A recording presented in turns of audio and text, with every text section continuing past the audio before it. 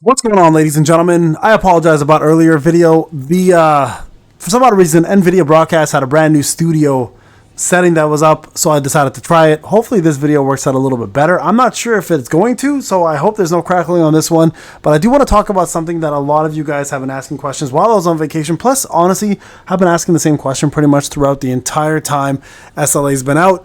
So you guys know how we've been doing testing, obviously, throughout the entire beginning of SLA's time. Like, I've been doing testing from day one, giving you guys a 0 result, a 1, a 2, a 3. And if you guys don't know what A's are, for a lot of new players, that's the advancements, right? That's essentially the dupe system. So the more advancements you get for a character, the more passive they unlock, the more stats they get, etc., right? And this is very important because the more passives you unlock, the more powerful a character becomes. And there's always used to be a very, especially for free-to-play players, a sweet spot, right? Where you could stop and say, you know what, this character is good enough here for now to tackle on most of the story mode, bosses, WOBL, whatever the case may be, right? That used to actually be a thing because back in the day, believe it or not, some new players might not believe this, but story mode was actually tough, and a lot of players did focus on getting their story mode completed with their characters, and that was kind of their main thing. And then WOBL, which is Workshop of Brilliant Light, came out. Then, of course, it added a new layer of complexity to the game, and then it made characters a little bit more important. Now, a lot of people are still asking the same question, Payne, what is the sweet spot for a character? And I'm going to be honest with you guys. At this point, advancement 5 or nothing. And I truly mean this. Now, of course, there are places you can stop for specific characters if you don't want to main them. You just want to own them. And we could always talk about that, of course. There are certain characters, for example, like Hansi Mi, that could stop at A3 with her invincibility. Someone like Min, who technically can stop at A1 in order to give you the crit rate and the crit damage, but you obviously want the A5 to get that extra ultimate damage. I mean, there's a lot of different units you can kind of place in certain categories of advancements, and they're fine there if you're not going to main them and you're just going to focus on getting them through, for example, the custom draw. Now, that's a lot of things. That's a place where a lot of people want to focus on, right? And this has always been kind of like the area where I kind of don't like about the game. All right. The game itself started extremely free to play. Now, if you are a player from day one, right? And here's the catch. A lot of people are like, well, like new players, free to play players have it so easy. They get thousands of summons, etc. The thing they forget, though, every time somebody says that, it kind of gets me a little bit thinking. It's like you forget that these new players also didn't get all these extra codes, all these extra supporter codes, whether it's from the devs or they missed out on so many events. For example, getting Gunhi at A1 for free. So there's a lot of things veteran players like myself have advantages of, right? And a lot of people, when you show them this, for example, don't believe it's a free-to-play account. A lot of people are like, oh, it's a whale account for sure. You definitely spent something. But no, it's a free-to-play account. And the thing is, at this point, if you plan to be, and I'm being real with you guys, if you plan to be somebody who wants to tackle any new content, and let's even include hard modes, okay? Let's just include hard modes for the sake of including hard modes. If you plan to tackle new content, you are now almost to a T relying on getting at least advancement 5s for your main characters. At the very least. Now, you can obviously mix and match, right? If you have an advancement 3, for example, but you have 2 advancement 8s or 9s or 10s, then of course you can make up for that. And the reason why this is so important, let me move my camera down here, is because the units now that are out and the power requirements for every single new mode is so high that you're really not going to be able to tackle anything brand new without meeting the requirements. Let's take an easy example here, right? And we can look at Deimos, right? The newest raid. So we know this is 650, right? To do easy mode, sure. Like a new player like my brand new Fire account, for example, who spends, right? And I spent on that account. 12 days in, I was able to almost complete this. I'm almost done right now on that Fire account. But if I go to normal mode, for example, right? The power goes up pretty crazy, right? Almost 300k for that and over 300k up here. Now you can imagine with hard mode, if anybody wants to tackle hard mode, you're probably looking at 1.2 to 1.3, 1.35 is the rumor, right?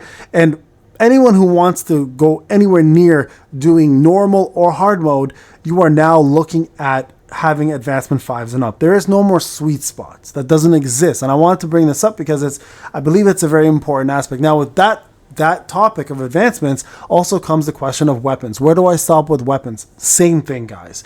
You need to push weapons now at this point to A5, to A10, sometimes to A10 even, because it boosts the power of that unit overall, where you are now avoiding the penalty that comes with the game. This is extremely important to understand.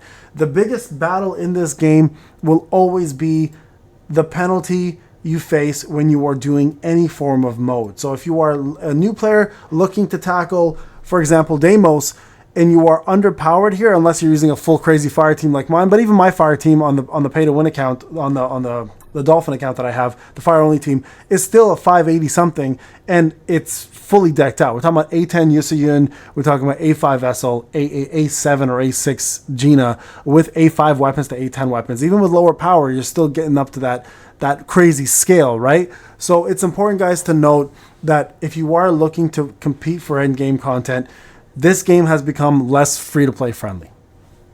There's no ifs or buts behind it. Like, we had 7 months worth of complete bliss. And I mean this, and I truly mean this. And I think that's okay. There's nothing wrong with the game becoming less free-to-play friendly, because at the end of the day, what ends up happening is the developer, Netmarble in this case, notices, okay, you know what? We're not making as much money now. We can't give as much for free, and so we need people to kind of step up a little bit. Now, that's going to obviously turn some people off. A lot of people will be turned off by that, and that's fine. A lot of free-to-play players have a badge of honor on them, where to them it's not about, can I spend the money? Of course I can. I don't want to, though, because I want to show that I can beat this game with skill and free-to-play. I want to make this absolutely clear. These free games that we've been running with for 7 months need to make money, right? So again, I always say this, shout out to the Dolphins and the Whales who spend to keep the lights on. And of course, shout out to the free-to-play players who keep the game populated, right? Now, if this is the trend that people are expecting, does Netmarble need to do more? And that's the question a lot of people are asking me. This, Payne, do you think that there is there's now a spot where Netmarble needs to step up a little bit more for free-to-play players? I'll be honest, no. And the reason why I say this is I've seen a lot of my favorite games that are too free-to-play friendly die too quickly. And this game, I think, has a great balance. Now, what we need to do as free-to-play players is now pick and choose correctly on who we want to advance going forward. I see this all the time where people bring out a video, or in one of my videos would say, hey, Payne, I don't skip characters because I want to have a copy of every character, which is fine. That's doable, and you can definitely do that. But are those characters usable? 99% of the time, they're not, right? And there's always usually a meta that this game runs. Now, if you are planning to be free to play and you don't want to spend, again, all the power to you. Spend wisely. It's your money. You shouldn't spend on pixels if you don't want to, because, again, real life comes first, right? But for those who want to stay free to play because it's a badge of honor, then we have to also understand that you cannot and you will not be able to advance all these characters any further. Like, here's a prime example, right? Essel came out, Akari came out. And these are two simple examples of this. As a free to play player who has a lot of units at A5 and up, I was not able to go past A2 on any of these characters. Now, I was able to get their weapons a little further up, obviously, right? You can see Akari got A5. We got a couple free options there for her.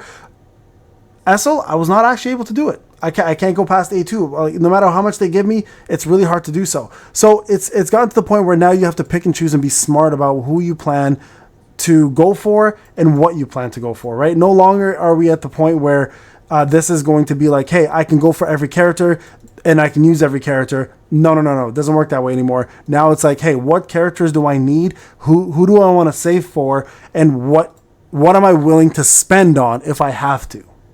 That's where the game is at right now. So I wanted to cover this topic because it's been one that a lot of people have been asking me about and just wanted to have my take on it.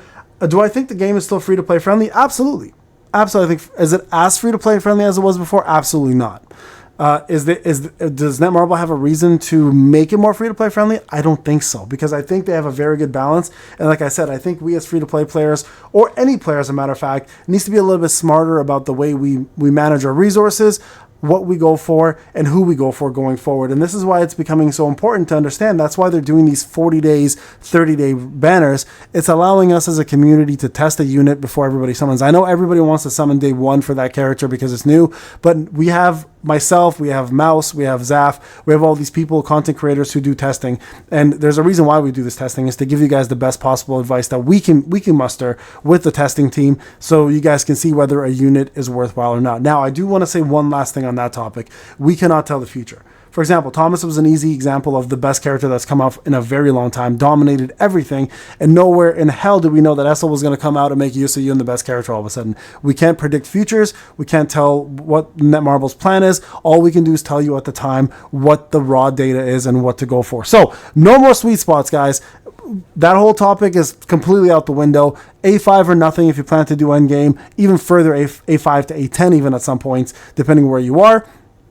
And of course, that includes weapons for hunters. And if you plan to just be a collector and just have fun with the game, then that's a different story. You can do that at any time. Do what you want at that point. But if you want to be competitive, A5 guys are bust. And that's just the honest truth behind it. All right, there's my take on it. Thank you so much for watching, guys. If you are going to be joining the Discord, make sure you come check us out at 10 p.m. Eastern Time. We're going to be watching the Season 2 episode, I think 5 of Solo Leveling, and we'll be chilling as a community to do so.